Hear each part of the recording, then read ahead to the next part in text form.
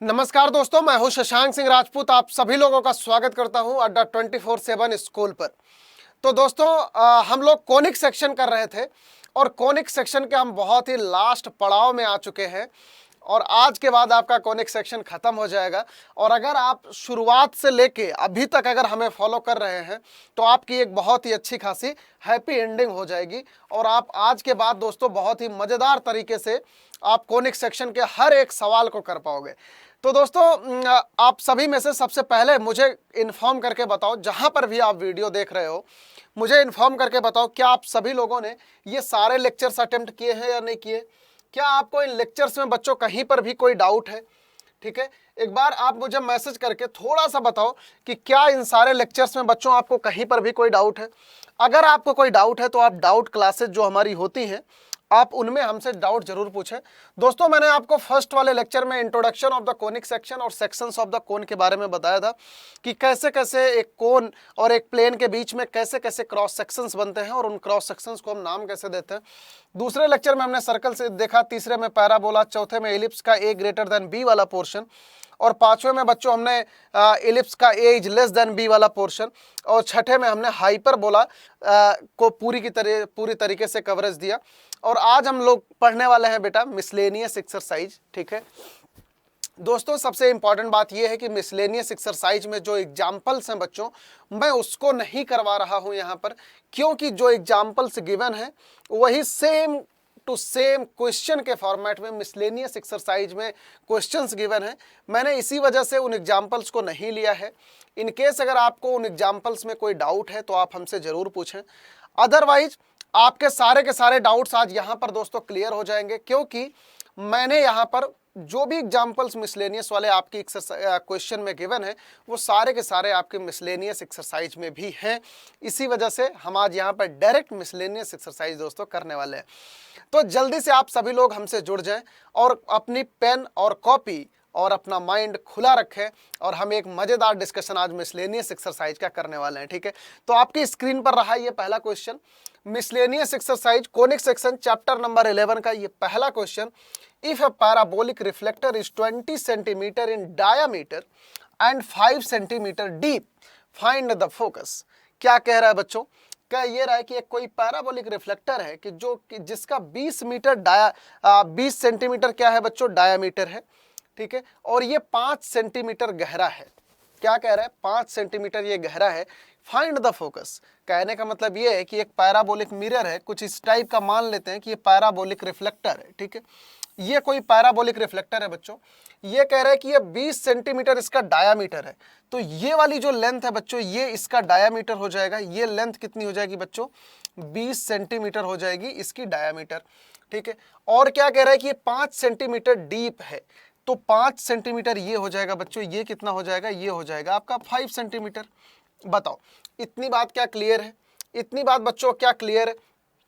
तो मान लेते हैं कि ये पैराबोलिक रिफ्लेक्टर की इक्वेशन जो है वो y square is equals to 4ax है। y square is equals to 4ax है। आप जानते हो कि अगर कहीं पर भी पैराबोला की इक्वेशन नहीं गिवन है तो मान लेते हैं कि this is y square equal to 4ax। ठीक है, ओके। अब बच्चों आपको बताना क्या है बेटा? कि आपको बताना है इस पैराबोलिक रिफ्लेक्टर का फोकस बताना है। फोकस बताना है। सबसे मजे की बात मैंने आपको बेटा पैराबोला में सिखा रखा है कि जो पैराबोला होता है ये सिमेट्रिकल होता है। किसके अबाउट? एक्सिस के अबाउट। पैराबोला बच्चों क्या होता है? सिमेट्रिकल होता है, इट्स अबाउट इट्स एक्सिस। तो ये पॉइंट आप जरूर अपनी कॉपी में नोट करें कि पैराबोला, क्योंकि बेटा इसका बहुत ही इंपॉर्टेंट काम लगने वाला है। पैराबोला क्या होता है बच्चों? सिमेट्रिकल होता है, सिमेट्रिकल होता है अबाउट इट्स एक्सिस। ठीक है, ये चीज आप अपनी कॉपी में जरूर नोट करें, अबाउट द एक्सिस। पैराबोला बच्चों सिमेट्रिकल होता है अपनी एक्सिस के अबाउट। ठीक, बहुत अच्छी बात है। तो अगर ये सिमेट्रिकल होगा बच्चों तो ये वाली हाइट कितनी हो जाएगी? अगर ये ओवरऑल 20 है तो ये वाली हाइट भी 10 हो जाएगी और ये वाली हाइट भी कितनी हो जाएगी? 10 हो जाएगी। 10 सेंटीमीटर ये हो जाएगा और 10 सेंटीमीटर ये वाली हाइट हो जाएगी। बताओ, कोई डाउट नहीं है? अब मुझे एक बात बताओ कि ये वाली लेंथ 5 सेंटीमीटर है और ये वाली हाइट बेटा 10 सेंटीमीटर है। अगर मैं इस कोऑर्डिनेट को कुछ नाम दे देता हूं, कोई भी नाम दे देता हूं मैं, let's say this one is a, तो इसका कोऑर्डिनेट आप लिख सकते हो। इसका एक्स कोऑर्डिनेट बेटा 5 हो जाएगा और वाई कोऑर्डिनेट 10 हो जाएगा। ठीक है, अब आप जानते, यहां पर देख सकते हो कि जो ए कोऑर्डिनेट 5,10 है ये कहां पर है, ये इस वाले पैराबोला पर है। तो अगर ये इस वाले पैराबोला पर है तो इस वाले पैराबोला को सेटिस्फाई करेगा, ठीक है। तो कोऑर्डिनेट ए क्या है बच्चों, ए है 5,10, ठीक है। कहां पे लाई कर रहा है, लाइज ऑन द पैराबोला, ठीक है बच्चों। कहां पे लाई कर रहा है, पैराबोला पे लाई कर रहा है, ठीक है। तो यहां पर बच्चों आप आराम से x इक्वल्स टू 5 और y इक्वल टू 10 इसमें पुट कर दो और डायरेक्टली आपके पास एक ही वैल्यू आ जाएगी। तो यहाँ पर बच्चों क्या आ जाएगा बताओ, y square means 10 square is equals to 100, 4 into 5 into a. तो बच्चों यहाँ से हमारे पास 100 इज इक्वल्स टू 20 ए आ गया, और आप यहाँ से देख सकते हो a इक्वल टू कितना आ गया बच्चों, 5 आ गया। बताओ कोई डाउट है इस क्वेश्चन में? बहुत ही आसान सा सवाल है, बहुत ही इजी सा सवाल है कि आपके पास सब कुछ गिवन है, बस आपको इसके फोकस की वैल्यू बतानी है। और फोकस की वैल्यू आप बहुत ही आराम से बता सकते हो बेटा, क्योंकि आपके पास यहाँ पर एक कोऑर्डिनेट गिवन है, और ये कोऑर्डिनेट अल्टीमेटली आपके कहाँ पर लाई करता है, ये पैराबोला पर ही तो लाई करता है। और अगर ये पैराबोला पर लाई करता है तो आप आराम से यहाँ से एक ही वैल्यू निकाल सकते हो। बताओ कोई डाउट है? आई होप नहीं है, और अगर नहीं है तो एक प्यारी सी स्माइल दे दो, ठीक है। चलो ये दूसरे वाले क्वेश्चन पर आ जाओ, एकदम शिद्दत से प्यार से सवाल पढ़ेंगे, उसके बाद देखेंगे कि क्या क्या गिवन है और बहुत अच्छी तरीके से समझने की कोशिश करेंगे। चलो पढ़ो। An arc in the form of a parabola with its axis vertical. यहाँ पर एक्सिस बहुत इंपॉर्टेंट है, एक्सिस बच्चा वर्टिकल दिया गया है। The arch is 10 metre height, 10 metre उसकी हाइट है, एंड 5 मीटर वाइड है एट द बेस, ठीक है। बेस पे जो है वो 5 मीटर वाइड है। How wide it at 2 metre from the vertex of the parabola. क्या कह रहा है कि एक कोई पैराबोला है जिसकी एक्सिस कैसी है, वर्टिकल एक्सिस है। तो ऑब्वियस सी बात है कि पैराबोला अगर वर्टिकल एक्सिस पे है तो कुछ इस तरीके का होगा, है कि नहीं। अगर पैराबोला वर्टिकल एक्सिस का है बच्चों तो किस तरीके का होगा, इस तरीके का होगा। क्या कह रहा है कि ये जो है ना, ये 10 मीटर इसकी हाइट है। तो ये वाला जो पैराबोला है बच्चों, ये पैराबोला की जो ये हाइट है ना, ये हाइट ये कितनी है, 10 मीटर इसकी हाइट है। ध्यान से समझना, पैराबोला की हाइट कितनी है, 10 मीटर। समझ लो कि एक शीशा है आपके पास, है ना, और इस शीशे की जो हाइट है वो 10 मीटर है। समझ पा रहे हो? और ये बेटा इसका वाइड कितना है, ये 5 मीटर वाइड है। ये जो लेंथ है ये कितना चौड़ा है, ये 5 मीटर चौड़ा है। इतनी बात क्लियर है? बहुत सही। How wide is 2 metre from the vertex. अब आपको बताना क्या है, अब आपको बताना ये है कि ये कितना चौड़ा होगा जब ये वर्टेक्स से 2 मीटर की डिस्टेंस पर होगा। बेसिकली आपको ये वाली लेंथ बतानी है, ये वाली लेंथ है ना, ये वाली 2l, क्योंकि ये सिमेट्रिकल है। पैराबोला हमेशा सिमेट्रिकल होता है अबाउट इट्स एक्सिस। तो इसकी एक्सिस ये वाली है, वाई एक्सिस। तो आपको बताना क्या है कि जब आप वर्टेक्स से 2 मीटर ऊपर आओगे तो इसकी ये वाली चौड़ाई कितनी होगी, ये वाली चौड़ाई। सवाल आप समझ पा रहे हैं? बेटा आपको एक पैराबोलिक मिरर गिवन है जिसकी हाइट आपको 10 मीटर गिवन है और इसकी चौड़ाई 5 मीटर गिवन है। अब मुझे एक चीज बताओ, सबसे पहला काम क्या करोगे आप 2 मीटर हाइट पे बेसिकली आपको क्या बताना है, बस ये वाली चौड़ाई बतानी है। तो आपका अप्रोच क्या होना चाहिए, सोच पा रहे हैं आप? आपका अप्रोच क्या होना चाहिए, आप बताइए। कि पैराबोला बच्चों सिमेट्रिकल होता है, तो अगर ये पूरी चौड़ाई 5 है तो ये वाली चौड़ाई कितनी हो जाएगी? ऑब्वियस सी बात है कि ये 5/2 और 5/2 हो जाएगी। ये वाली चौड़ाई भी 5/2 और ये वाली चौड़ाई भी 5/2 हो जाएगी ना। और अगर ये वाली लेंथ बेटा 10 है और ये वाली चौड़ाई अगर 5/2 है, ठीक है, तो इसके कोऑर्डिनेट कितने हो जाएगा बताओ। ए का कोऑर्डिनेट क्या हो जाएगा, एक्स एक्सिस पे 5/2, यहां पर देखो आप 5/2, और वाई एक्सिस पे कितना हो जाएगा, 10 हो जाएगा। बताओ कोई डाउट है? ये कितना हो जाएगा, 5/2, 10 हो जाएगा। तो अब यहां से आप क्या फाइंड आउट करोगे? अगर आपको ये निकालना है बच्चों तो आपको किस चीज की जरूरत पड़ेगी, पैराबोला की इक्वेशन की। तो यहां पर मान लेते हैं कि पैराबोला की इक्वेशन जो है x² = 4ay है। क्यों माना? क्योंकि दिया गया है कि ये जो है वर्टिकल पैराबोला है, ठीक है। तो इसीलिए हमने वर्टिकल पैराबोला की इक्वेशन मान ली है बच्चों, ठीक है। तो यहां पे आप देखो ये वाला पैराबोला पे ही तो ये वाला पॉइंट लाई कर रहा है 5,2, ठीक है। 5/2, 10 कहां पे लाई कर रहा है बच्चों, इसी पैराबोला पर ही लाई कर रहा है, लाइज ऑन पैराबोला। बताओ अब इसको आप पैराबोला पे जब लाई कराओगे तो यहां से आपके सामने देखो एक ही वैल्यू आ जाएगी, ठीक है। तो x² का मतलब हो गया बच्चों 5/2² = 4a ए तो आपको फाइंड आउट करना है बेटा, और वाई कितना हो जाएगा 10 हो जाएगा। तो आप बस इसे मल्टीप्लाई वगैरह करो, थोड़ा सा सॉल्व करो, ये कितना हो जाएगा 25/4 इज इक्वल्स टू 40 ए आ जाएगा। बताओ, और यहां से बच्चों हमारे पास ए की वैल्यू क्या आ जाएगी, बताओ, ए की वैल्यू आ जाएगी 25/160 आ जाएगी कि नहीं। अपने पास पैराबोला के ए की वैल्यू कितनी आ गई बच्चों, 25/160 आ गई। क्लियर है। बस अब अगर हमारे पास ए आ गया तो हमारे पास पैराबोला की इक्वेशन आ जाएगी। तो पैराबोला की इक्वेशन क्या हो जाएगी बेटा, 4a, ए की वैल्यू डाल दो 25/160 और y तो y ही रहेगा। ठीक है, तो बच्चों यहाँ से ये कितना आ गया 40 और 5 से 5 काट दो, ये हो जाएगा 8, ये हो जाएगा 5। तो यहाँ से हमारे पास बच्चों पैराबोला की इक्वेशन कितनी आ गई 5y/8। बताओ, यहां से बच्चों हमारे पास पैराबोला की इक्वेशन कितनी आ गई 5/8 y, sorry x square equal to 5y/8। बताओ 5y/8। तो अब हमें बताना क्या है, बताओ, अब हमें ये बताना है कि ये 2 मीटर की हाइट पर, मतलब y जब कोऑर्डिनेट इसका 2 मीटर होगा तो ये चौड़ाई कितनी होगी। तो ऑब्वियस सी बात है बच्चों कि अगर हमें चौड़ाई बतानी है तो basically at y equal to 2 metre हमें x की वैल्यू बतानी है, और x क्या है, यही l ही तो है, और इसी का आप डबल कर दोगे तो आपके पास पूरी चौड़ाई आ जाएगी। तो यहां पर अब हम मान लेते हैं, अब दोस्तों हम मान लेते हैं यहाँ पे बेटा कि एट y इक्वल्स टू 2, ध्यान से देखना, एट y इक्वल्स टू 2 मान लिया हमने कि x जो है वो l है, और जितना l कोऑर्डिनेट आएगा उसी का हम डबल कर देंगे तो हमारे पास पूरी चौड़ाई आ जाएगी। और अब अगर आपने y इक्वल टू 2 और x इक्वल टू l माना है बेटा, तो इसके कोऑर्डिनेट क्या हो जाएंगे l, 2 हो जाएंगे। तो l, 2 कहां पर लाई करेगा, इस वाले पैराबोला पर लाई करेगा। तो l, 2 lies on the parabola. ठीक है, कौन से पैराबोला पे बेटा, जो भी पैराबोला हमने निकाला है। ठीक है, जो भी पैराबोला हमने यहाँ पर निकाला है, कौन सा पैराबोला निकाला है, x square is equals to 5/8 y। ठीक है, इस पैराबोला पर लाई करेगा, तो बस इसे अब यहाँ पर लाई करा देते हैं। तो ये कितना हो जाएगा l square is equals to 5/8 और y की वैल्यू कितनी हो जाएगी बेटा 2। तो ये 2 2 जा 4, तो यहाँ से हमारे पास l की वैल्यू कितनी आ जाएगी बेटा, रूट ऑफ 5/2 आ जाएगा। नहीं, ये तो 2 4 जा है ना, यहाँ पर कितना आ जाएगा, ये 4 आ जाएगा कट के। ठीक है, तो इसे अच्छे से काट दो, तो यहाँ पर ये कितना हो जाएगा बेटा 4।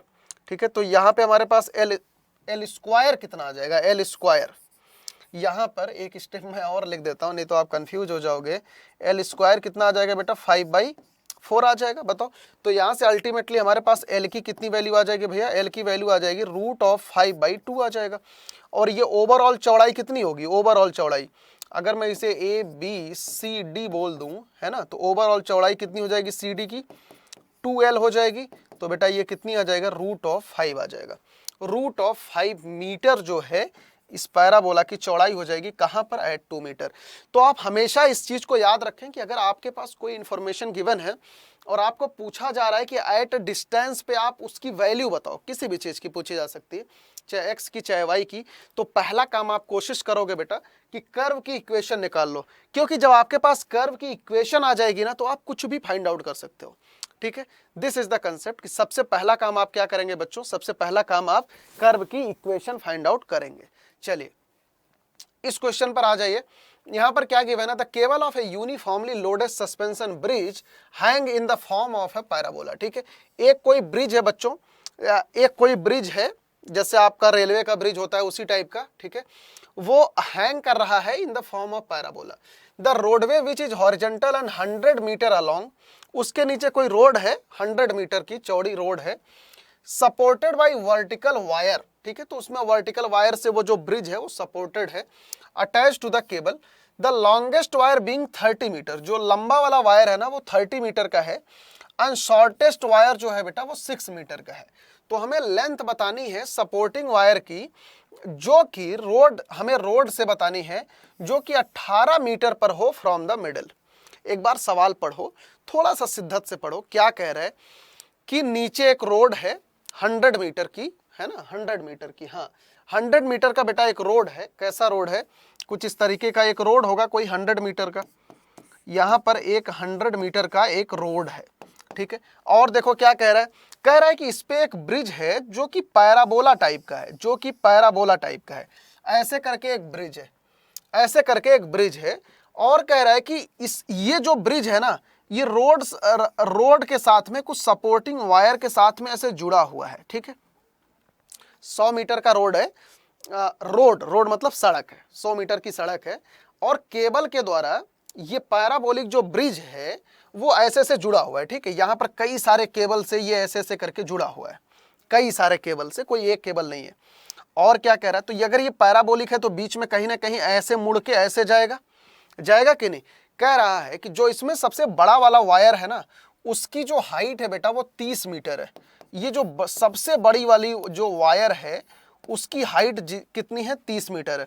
और जब से जो सबसे छोटे वाली हाइट है, सबसे छोटा वाला हाइट कितना हो जाएगा, 6 मीटर है। यहाँ पर आपको देखो गिवन है, सबसे छोटी वाली जो केबल की हाइट है वो कितनी है, 6 मीटर है। अब आपको बताना क्या है, बताना बच्चा आपको ये है कि आप उस जगह पे केबल की हाइट बताओ, आप उस जगह पर केबल की हाइट बताओ जो कि मिडिल से 18 मीटर दूर है। तो अगर मैं इसका मिडिल बनाऊं तो मिडिल ये ऐसा कुछ बनेगा, ऐसा कुछ मिडिल बन जाएगा, बताओ कुछ मिडिल ऐसा बन जाएगा। और 18 मीटर बेटा कहां पर होगा, 18 मीटर कहीं इधर होगा, ठीक है। तो मिडिल से 18 मीटर, ये जब ब्रिज पे आप इधर जाओगे तो इसकी हाइट इस रोड के साथ में कितनी है, बेसिकली यहां पर कितना केबल लगा है वो चीज आपको बच्चों बतानी है। समझ में आ रहा है सवाल, एक बार सवाल और अच्छे से पढ़ो, सवाल को थोड़ा सा आप बहुत ही अच्छी तरीके से पढ़ो, बड़ा अच्छा क्वेश्चन है। मतलब ये ना देखो, आप रियल लाइफ सवाल है, रियल लाइफ का क्वेश्चन है बच्चों, कि आप जो रियल लाइफ में देखते हो जितने भी ब्रिज होते हैं वो कैसे होते हैं, पैराबोलिक टाइप के होते हैं, ठीक है। कह रहा है कि आपके पास 100 मीटर की एक कोई सड़क है, उस पे केबल के द्वारा यहाँ पर एक पैराबोलिक ब्रिज है जो कि जुड़ा हुआ है। इसमें कोई एक दो केबल नहीं है, बहुत सारी केबल के साथ में, ये बीच में भी ऐसे ऐसे बहुत सारी केबल्स हैं इसमें, ठीक है। यहाँ पर बहुत सारी केबल्स हैं ऐसे ऐसे करके, बहुत सारी केबल है। तो बेटा जो सबसे बड़ी वाली केबल है, तो ऑब्वियस सी बात है कि जो सबसे ऊंचा वाला पॉइंट होगा ब्रिज का, वहीं से ही सबसे बड़ी वाली केबल होगी, वो 30 मीटर है। और सबसे छोटी वाली केबल ऑब्वियस सी बात है, जहां पर एकदम ब्रिज जहां से नीचे से घूमेगा वहीं पे सबसे छोटी वाली केबल होगी, तो उसकी हाइट 6 मीटर है। आपको बताना यह है कि जब आप बीच में से 18 मीटर इधर जाते हो तो केबल की हाइट कितनी होती है सड़क से। बात क्लियर है, सवाल एकदम क्लियर है, बताओ अभी तक कोई डाउट, अभी तक कोई डाउट बेटा, आई होप नहीं होगा। तो यहां पर अब हम समझने की कोशिश करते हैं बेसिकली हमें चाहिए क्या। अगर मैं मान लूं, अगर बच्चा मैं मान लूं, इसमें क्या मान लूं बताओ, कि ये एक पैराबोला है।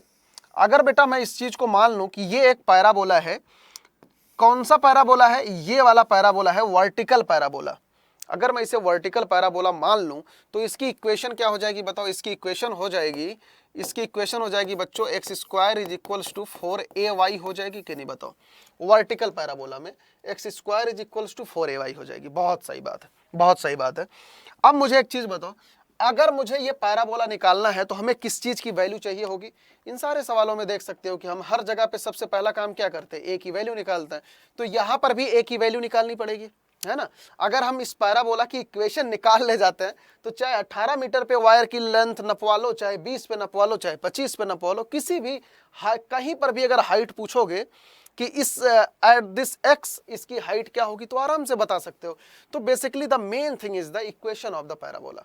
कैसे फाइंड आउट करोगे, सोचो कैसे फाइंड आउट करोगे, सोचो एक बार, कि अगर बेटा ये वाली पूरी की पूरी हाइट ये 30 मीटर है, ठीक है, और ये छोटी वाली हाइट अगर 6 मीटर है, तो बेसिकली ये वाली हाइट कितनी हो जाएगी, ये वाली हाइट 24 मीटर हो जाएगी कि नहीं, 24 मीटर हो जाएगी। भाई ऑब्वियस सी बात हो जाएगी, क्योंकि ये वाली सबसे नीचे वाला पॉइंट कितने पे है, 6 मीटर पे, सबसे बड़ा वाला जो है 30 मीटर पे, तो ये यहां से इसकी हाइट कितनी हो जाएगी, 24 मीटर। क्यों ऐसा क्यों किया, क्योंकि हमने पैराबोला की इक्वेशन मान ली है कि x square equal to 4ay है। अच्छा ठीक है, अब पैराबोला सिमेट्रिकल होता है, अगर ये वाला इसका मिड पॉइंट है तो ये वाला पॉइंट कितना हो जाएगा, ये वाली डिस्टेंस कितनी हो जाएगी, 50 मीटर हो जाएगी, ये वाला डिस्टेंस 50 मीटर हो जाएगा। अब आप पैराबोला पे एक पॉइंट लिख सकते हो कि नहीं, मुझे बताओ। अगर मैं इस पॉइंट को मैं कोई ए बोल दूं तो ए पॉइंट के कोऑर्डिनेट आराम से लिख सकते हो कि नहीं। कैसे लिखोगे कि यहां पर देखो 50 सेंटीमीटर जा रहे हो और ये वाली हाइट कितनी है, 24 सेंटीमीटर, तो इसके कोऑर्डिनेट बच्चों कितने हो जाएंगे, 50 into 24, 50 into 24, I think clear है। अब अगर हमारे पास एक कोऑर्डिनेट मिल गया तो ए की वैल्यू आ जाएगी आराम से, ऑब्वियस सी बात है ए की वैल्यू आ जाएगी। तो 50,24 लाइज ऑन द पैराबोला, ठीक है, एज यूजुअल कि आप पॉइंट बताने के लिए क्या करते हो बेटा, इस वाले पॉइंट को आप पैराबोला पर लाई करा देते हो, ठीक है। तो x की जगह पे आप क्या पुट कर दोगे, 50 into 50 is equals to 4a, और y की जगह पे क्या पुट कर दोगे बेटा, 24। तो बस यहां से देखो आप a की वैल्यू आ गई, कितनी आ गई बच्चा, 2500 अपॉन ये कितना आ जाएगा, 6 4 2 जा 8 है ना, और 8 1 9 आ जाएगा। a की वैल्यू हमारे पास कितनी आ गई, 2500 अपॉन 96। तो यहां से हमारे पास पैराबोला की इक्वेशन क्या बन जाएगी बेटा, पैराबोला की इक्वेशन बन जाएगी x square is equals to 4 into 2500 upon 96 और y, ठीक है। तो 4 से ये तो कट जाएगा, 4 2 जा 8 और ये हो जाएगा 24, ठीक है। और ये कटेगा, ये और कट सकता है क्या बताओ, ये और कट सकता है, अगर आप इसे 4 से और काटो है ना, 4 से और काट सकते हो, तो ये कितना हो जाएगा बताओ, 6 है ना, और 6 जाएगा तो 1 2 टाइम्स 625। तो बच्चों ये कितना हो जाएगा, ये दिस वन विल बी 6, तो ये कितना हो जाएगा, x square is equals to 625y upon 6, ठीक है। कितना हो जाएगा बच्चों, 625y अपॉन 6 आ जाएगा, 625 आएगा, 625 आएगा या 650 आएगा बताओ, 625 आएगा या 650 आएगा, कितना आएगा, ये 2500 अपॉन दिस वन है ना, तो 625 आ जाएगा, आई थिंक 625। एक बार आप कैलकुलेशन यहाँ पर जरूर चेक कर लेना बेटा, एक बार कैलकुलेशन जरूर चेक कर लेना कि यहाँ पे 625 आएगा 650 आएगा।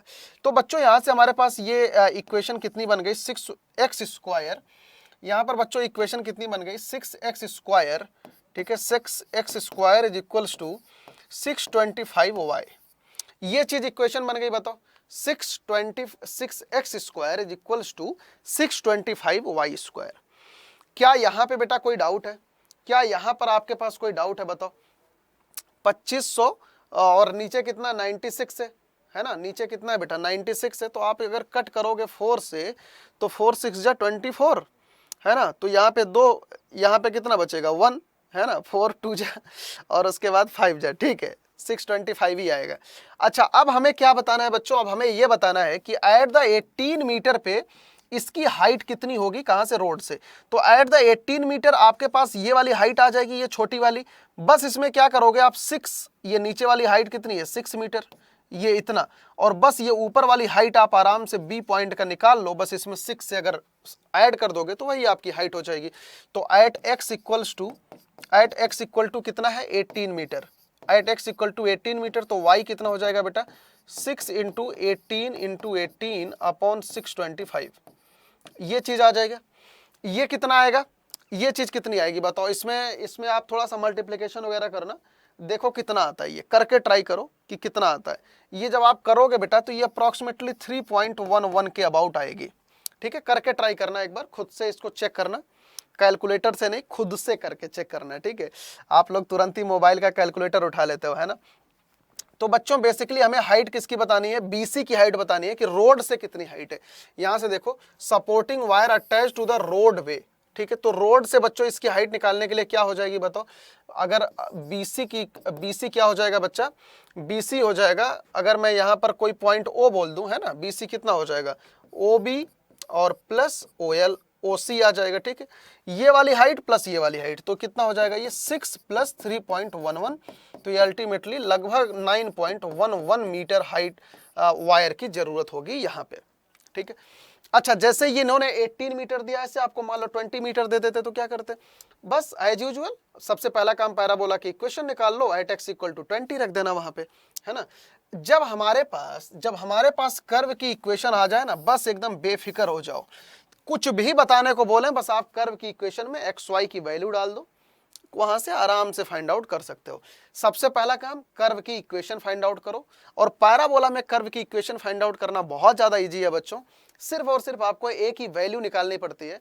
उसके लिए बस किसी तरीके से आप एक बार पॉइंट बना लो दो, बस उन्हें पैराबोला पे लाई करा के ए की वैल्यू निकाल लो, और उसके बाद आपके पास पैराबोला आ जाएगा, और वहां से आप जो भी आपको फाइंड आउट करना है बहुत आराम से फाइंड आउट कर सकते हो। कोई डाउट है, आई होप नहीं होगा।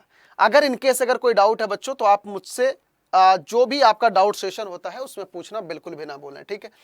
चलिए आइए 4th नंबर क्वेश्चन पे क्या कह रहा है, ध्यान से पढ़िए बच्चों, ध्यान से पढ़िए। An arc in the form of semi ellipse, एक कोई सेमी इलिप्स टाइप का ऐसे आर्क है जो कि बच्चों 8 मीटर चौड़ा है और 2 मीटर इसकी हाइट है एट द सेंटर पे, ठीक है। Find the height of the arc at a point 1.5 meter from one end. सवाल पढ़ो ध्यान से, क्या कह रहा है कि एक इलिप्स टाइप का, सेमी इलिप्स टाइप का बेसिकली एक आर्क है ऐसे करके, ठीक है, ऐसे करके आर्क है। अब ध्यान से पढ़ो बच्चा, क्या कह रहा है कि ये 8 मीटर चौड़ा है, ये जो चौड़ाई है इसकी 8 मीटर वाइड है इसके सेंटर से, और इसकी हाइट कितनी है, हाइट दे रखी है 2 मीटर। हाइट कितनी दे रखी है बच्चों, 2 मीटर, ठीक है, समझ में आ रहा है। बताना क्या है, find the height of the arc a point 1.5 meter from the and.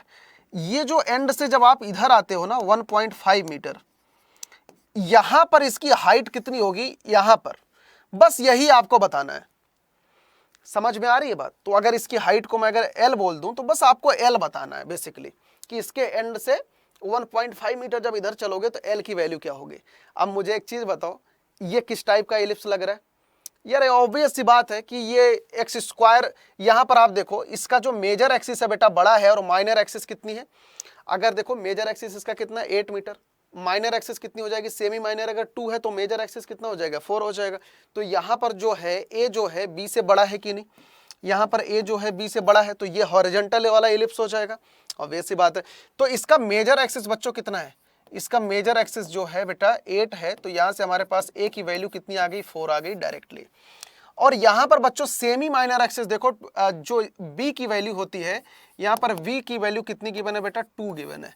तो हमारे पास इलिप्स की इक्वेशन अगर मैं लिखना चाहूँ, क्या लिख दोगे बताओ, x square by a square means 16 plus y square by B square means 4 is equals to 1। यही आ गया हमारे पास इलिप्स की इक्वेशन, यही आ गई हमारे पास इलिप्स की इक्वेशन कि नहीं, बताओ। एकदम क्लियर है, कोई डाउट है अभी तक, बिल्कुल क्लियर है।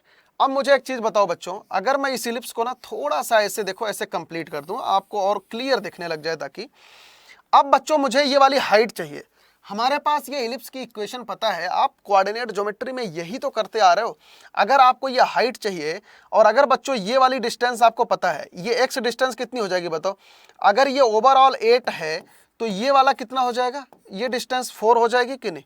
अगर ये ओवरऑल 8 है तो ये 4 हो जाएगा, और अगर ये 4 हो जाएगा तो ये वाली डिस्टेंस कितनी हो जाएगी बताओ।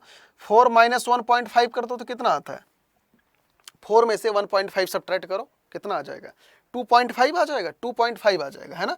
तो ये कितना आ जाएगा, 2.5 आ जाएगा, 2.5 आ जाएगा, सही है। 2.5 प्लस 1.5 4 आ जाएगा, बहुत सही। तो बच्चों ये वाला कोऑर्डिनेट कितना हो जाएगा, ये वाला कोऑर्डिनेट हो जाएगा 2.5 एल, और यही हमें एल ही तो बताना है ना। बस मैंने क्या किया बेटा, मैंने एक्स कोऑर्डिनेट लिख लिया इसका। कैसे लिखा, क्योंकि 1.5 मीटर एंड से दे रखा है और ये ओवरऑल डिस्टेंस कितनी है 4 है। तो अगर ये डिस्टेंस 4 है, ये 1.5 है, तो ये ऑब्वियस सी बात है कि 2.5 होगा, और अगर ये 2.5 है तो इसके कोऑर्डिनेट क्या हो जाएंगे 2.5 एल, ठीक है। तो इसका कोऑर्डिनेट का नाम दे दूं ए। तो ए वाला जो कोऑर्डिनेट है बच्चों वो कहां पर लाई करेगा, coordinate A lies on the above ellipse, ठीक है। ये वाले इलिप्स पर लाई करेगा, तो इसको बस इसी पे लाई करा दो। तो यहां पर क्या हो जाएगा बताओ, कोऑर्डिनेट ए क्या है 2.5 एल, 2.5 एल। तो बस x की जगह पे 2.5 रख दो, 2.5 square upon 16 plus y square upon 4 is equals to 1। तो बेटा 2.5 को आप 5/2 भी लिख सकते हो, है ना। 2.5 को 5/2 लिख सकते हो कि नहीं, इसको ऑब्वियस सी बात है लिख सकते हो। तो बस 2.5 को आप 5/2 लिख के कैलकुलेट कर लेना, और y की बस आपको y की जगह पे क्या पुट कर दो, l पुट कर दो। यहाँ पर y की जगह पे क्या हो जाएगा बच्चों, l हो जाएगा, ठीक है, l स्क्वायर बाई 4। तो अब यहाँ से आप आराम से l की वैल्यू निकाल सकते हो कि नहीं बताओ। यहाँ से आप l की वैल्यू आराम से कैलकुलेट कर सकते हो, तो बस आराम से कैलकुलेट कर लेना बच्चा, ठीक है। इसको कर लो 5/2, 2.5 को upon 16 plus L square by 4 is equals to 1। ठीक है, तो बस अब आराम से कैलकुलेट कर लोगे। आई होप इसको आप कैलकुलेट करके हमें जरूर बताओगे बेटा कि इसका आंसर क्या आ रहा है। ठीक है, तो आंसर मैच भी करा लेना, यहाँ से एल निकाल लेना और यही जो एल आएगी यही आपकी हाइट होगी। यही जो एल आएगा बेटा यही आपका क्या हो जाएगा, हाइट हो जाएगा। एकदम क्वेश्चन क्लियर है, पक्का क्लियर है। आगे बढ़े, आगे बढ़ जाते हैं आपकी आज्ञा पर आगे। अगला सवाल ये रहा, अगर नहीं बोलोगे तो नहीं आगे बढ़ेंगे। अगला क्वेश्चन ये रहा, देखो क्या क्वेश्चन है, बहुत अच्छा सवाल है बेटा। A rod of length 12 meter, एक कोई रॉड है 12 मीटर का जो कि ना कोऑर्डिनेट एक्सिस के अलोंग मूव करती है। ठीक है, determine its equation, determine the equation of the focus of a point P. Locus है बेटे ये लोकस है। Determine the locus of a point P on the rod which is 3 centimetre from the and contact with the x axis. क्या कह रहा है, अब सवाल तब तक पढ़ो जब तक मैं ये फिगर छाप रहा हूं। क्वेश्चन बेटा तब तक पढ़ो जब तक मैं ये फिगर छाप रहा हूं।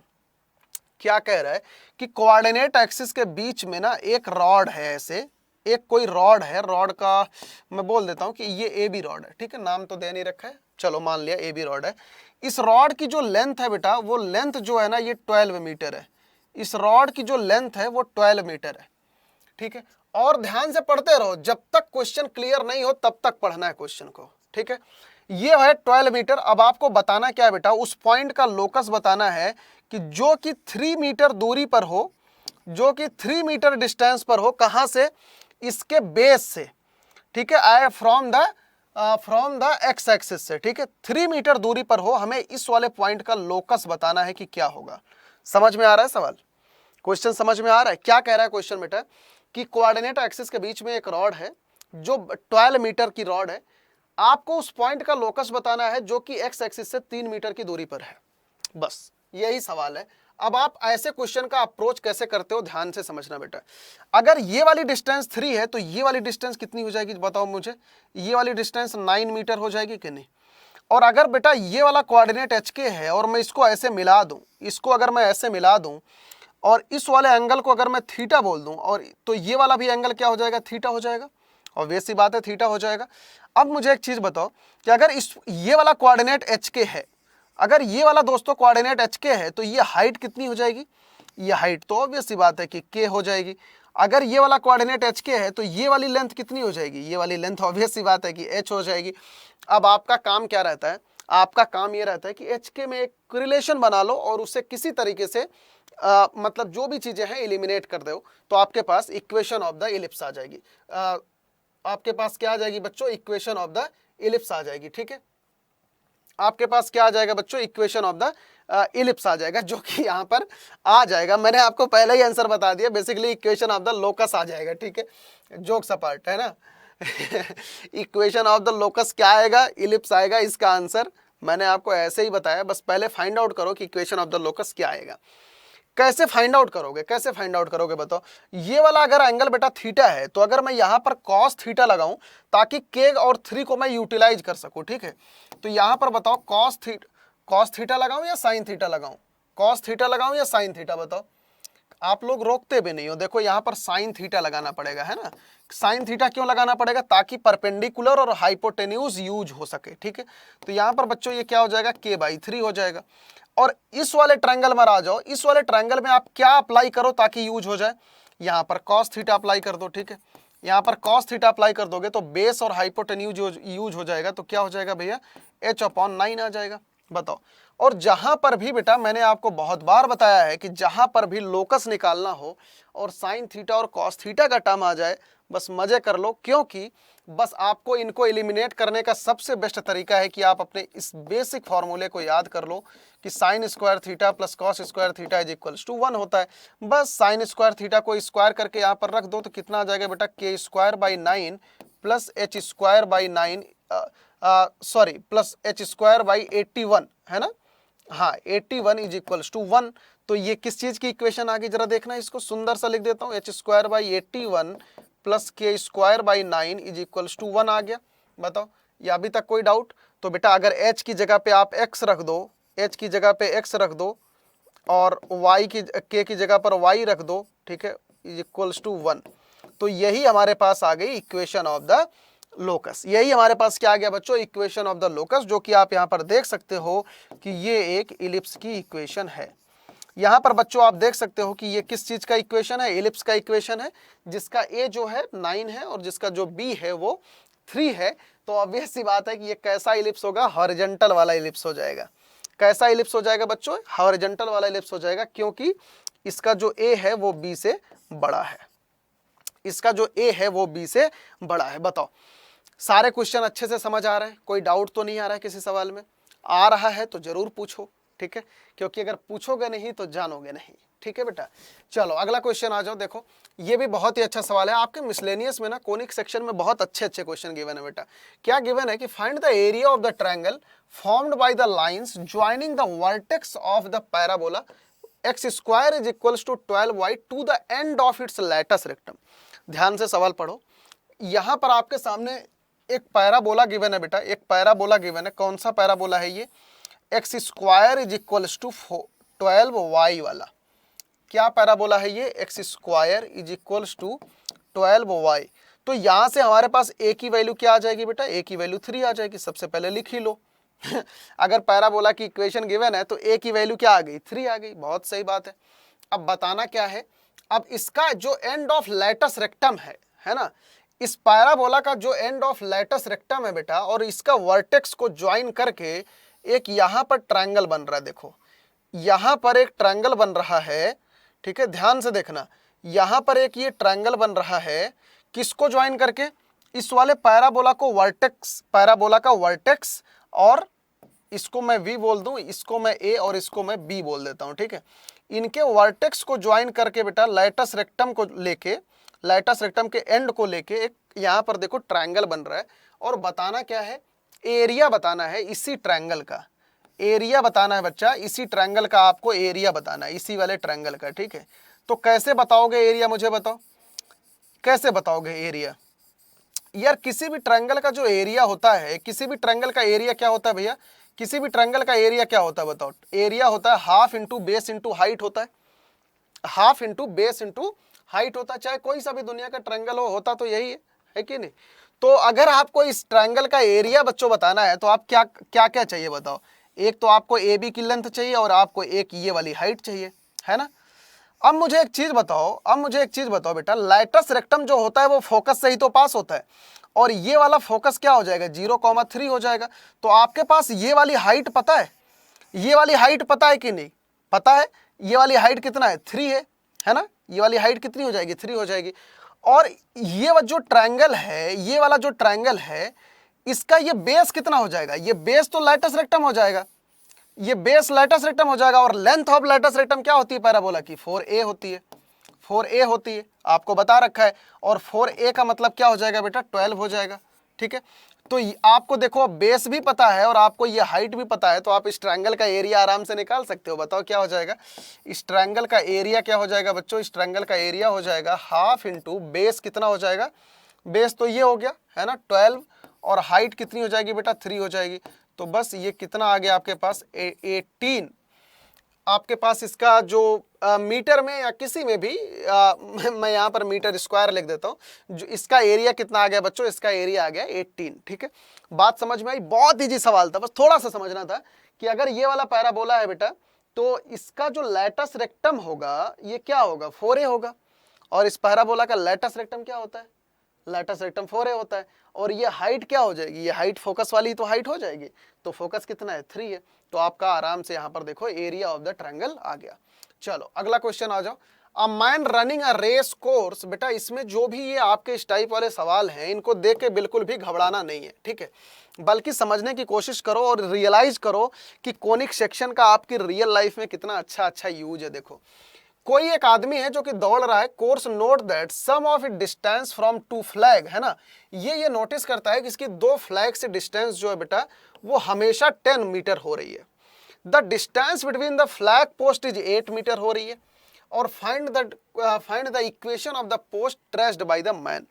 कह रहा है कि ये कोई एक आदमी है, ये ऐसे दौड़ रहा है और ये रियलाइज कर रहा है कि इसकी जो 2 फ्लैग से डिस्टेंस है ना, मान लेता हूं मैं ये F1 है और ये F2 है, ये रियलाइज कर रहा है कि इसकी F1 और F2 से डिस्टेंस का जो सम है वो हमेशा क्या हो रहा है, वो 8 मीटर, वो 10 हो रहा है, वो हमेशा क्या हो रहा है, 10 मीटर हो रहा है। ठीक है, अगर इस आदमी के कोऑर्डिनेट को मैं P बोल दूं तो ये हमेशा क्या हो रहा है बेटा, ये हमेशा हो रहा है P of F1 plus P of F2 is equals to 10 meter. ठीक है, 10 मीटर हो रहा है। और क्या कह रहा है कि इन दोनों फ्लैग के बीच की जो डिस्टेंस है वो 8 मीटर है। इन दोनों जो फ्लैग के बीच की डिस्टेंस है बच्चों वो कितनी है, 8 मीटर है। अब आपको बताना क्या है कि ये आदमी किस पाथ पर चलेगा। अब ये तो बेटा बेसिक इलिप्स की चीज हो गई। इलिप्स का डेफिनेशन क्या होता है इन टर्म्स ऑफ लोकस, कि कोई भी पॉइंट ऐसे मूव करे कि इसकी दो फिक्स पॉइंट से डिस्टेंस का जो सम होता है वो हमेशा कांस्टेंट होता है, हमेशा कांस्टेंट होता है।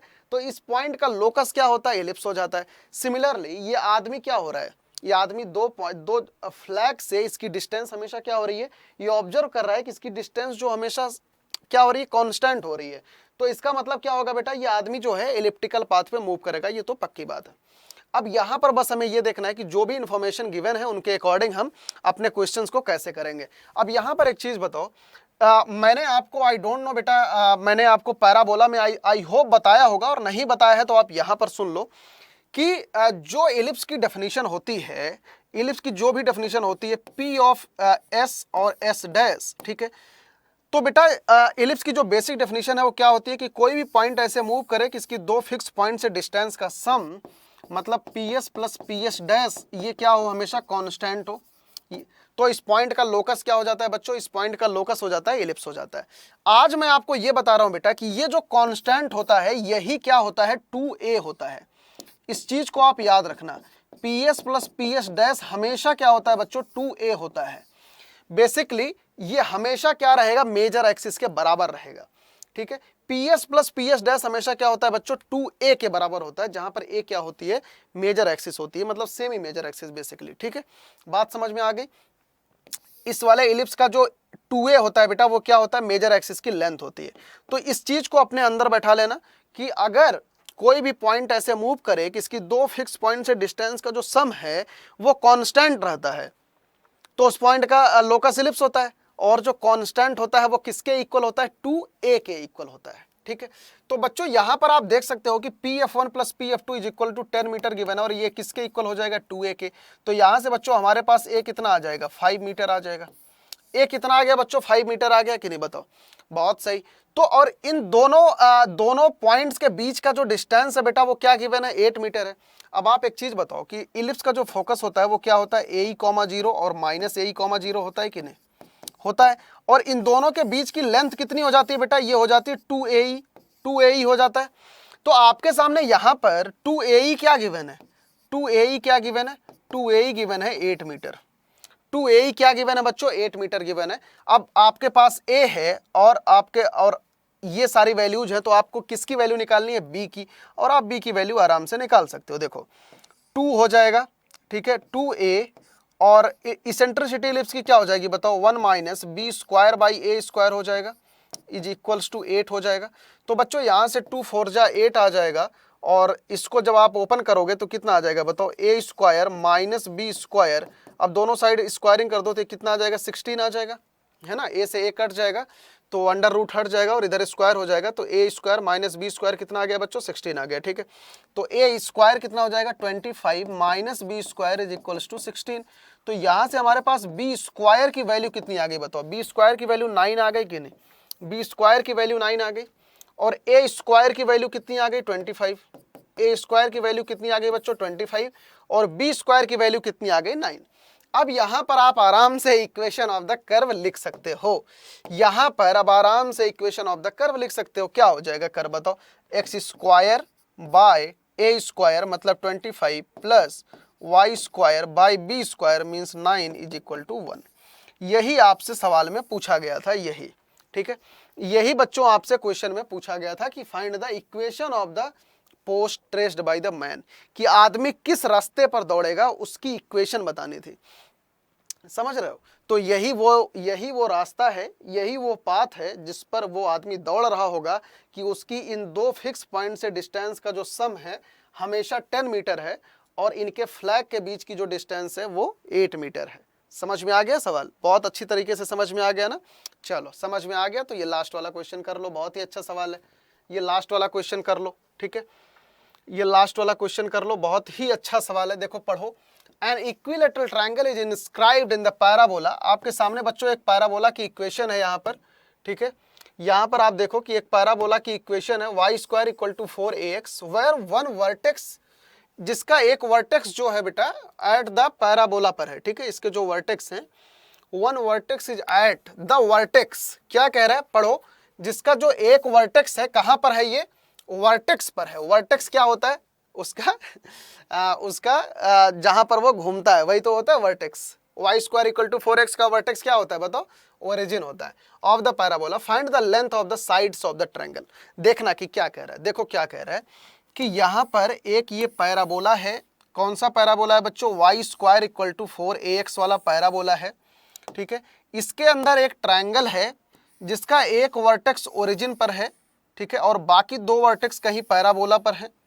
ये चीज है जो कि एक इक्विलेटरल ट्रायंगल है, जो कि कौन सा ट्रायंगल है बच्चों, एक इक्विलेटरल ट्रायंगल है। तो ऑब्वियस सी बात है कि अगर इक्विलेटरल ट्रायंगल होगा तो ये वाली साइड भी, अगर मैं साइड लेंथ को कुछ मान लूं, है ना, साइड लेंथ क्या मान लूं आप बताओ, साइड लेंथ को, क्योंकि यहाँ पर तो ए गिवन है, तो साइड लेंथ को मैं क्या मान लूं, साइड लेंथ को मैं चलो पी बोल देता हूँ, पी बोल देता हूँ, ठीक है, साइड लेंथ को पी मान लिया, ऑकवर्ड सा, और इसका एक जो ये कोऑर्डिनेट, एक वर्टेक्स जो है ये ओरिजिन पर ही है, ठीक है।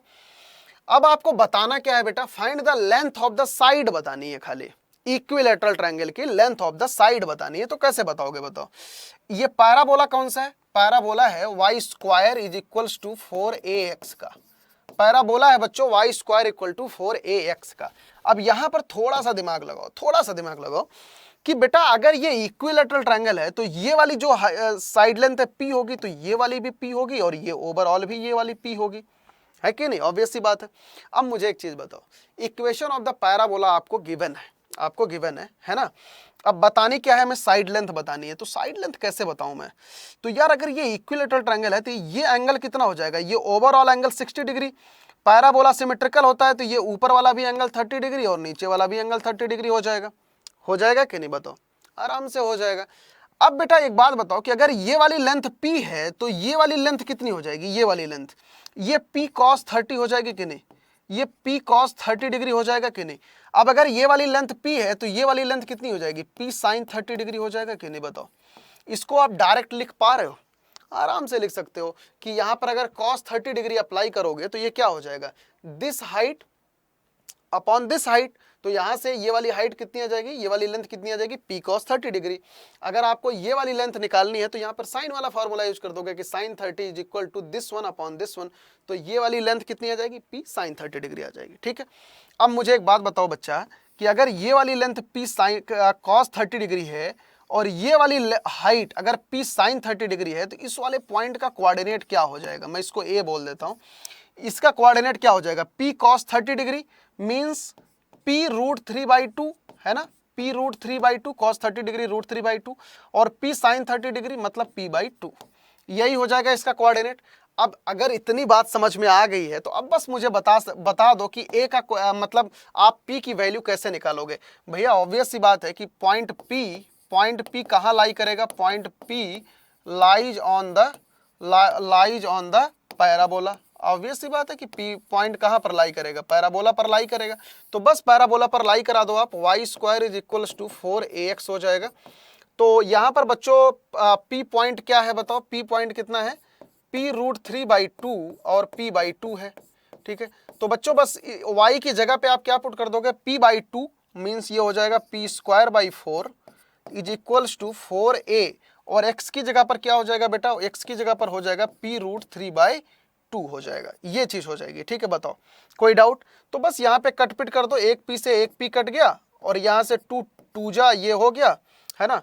तो यहाँ से हमारे पास p की वैल्यू कितनी आ गई भैया, p की वैल्यू आ गई हमारे पास 4 2 जा 8 √3a आ गई, ठीक है। क्वेश्चन समझ में आ गया, क्वेश्चन समझ में आ गया? आप एक बार और देखो क्या दे रखा था। एक पैराबोला था जिसके अंदर एक इक्विलेटरल ट्रायंगल है, तो यहाँ पर आपको बताना था कि इसकी जो साइड लेंथ है वो क्या होगी। तो कैसे निकाला हमने? यहाँ पर बेटा सबसे पहले इसको मान लिया कि इसकी साइड लेंथ p है, और अगर ये पैराबोला है तो इसकी ऊपर की चीज और नीचे की चीज सिमेट्रिकल होगी, तो ये वाला एंगल 30 डिग्री, तो ये वाला भी एंगल 30 डिग्री होगा, है ना, हाफ हाफ। तो अगर ये एंगल बच्चों 30 डिग्री है तो ये वाली लेंथ कितनी हो जाएगी? p cos 30 और ये p sin 30। तो यहाँ पर हमारे पास a का कोऑर्डिनेट आ गया, और a कोऑर्डिनेट जो है वो पैराबोला पर ही है, तो यहाँ से हमारे पास p की वैल्यू आ गई। तो दोस्तों आई होप ये लेक्चर आपको पसंद आया होगा। आज हमारा कोनिक सेक्शन पूरी तरीके से खत्म हो चुका है क्लास 11th का। तो दोस्तों अगर जिन भी बच्चों को आपको कहीं पर भी कोनिक सेक्शन में कोई डाउट है तो आप हमसे पूछना बिल्कुल भी ना भूलें। कोनिक सेक्शन के 7 लेक्चर हो चुके हैं जो कि बहुत ही छोटे छोटे बहुत ही अच्छे लेक्चर हैं। आप एक बार को उनसे जरूर देखिए। अगर आपका कोनिक सेक्शन में कोई डाउट है तो मैंने बहुत ही अच्छी तरीके से बेटा इंट्रोडक्शन से लेके आपका मिसलेनियस तक आप यहाँ पर देख सकते हैं कि वेरियस चैप्टर्स में इस टॉपिक को मैंने डिवाइड किया है, बहुत ही छोटे छोटे चैप्टर्स में, ठीक है, और बहुत ही अच्छी तरीके से इनका डिस्कशन किया गया है अड्डा 24/7 स्कूल पर। तो दोस्तों अगर आपको कोई डाउट है तो आप पूरे सीरीज को जरूर देखिए, और अगर आपको कोई प्रॉब्लम है कोनिक सेक्शन से रिलेटेड या मैथमेटिक्स से रिलेटेड, आप कमेंट सेक्शन में जरूर पूछें, डाउट क्लासेज में जरूर पूछें। मिलता हूं आपसे अगली क्लास में, तब तक के लिए बहुत बहुत शुक्रिया। Thank you so much for watching. जुड़े रहें आप अड्डा 24/7 स्कूल के साथ। गॉड ब्लेस यू ऑल दोस्तों, बहुत बहुत धन्यवाद आप सभी का।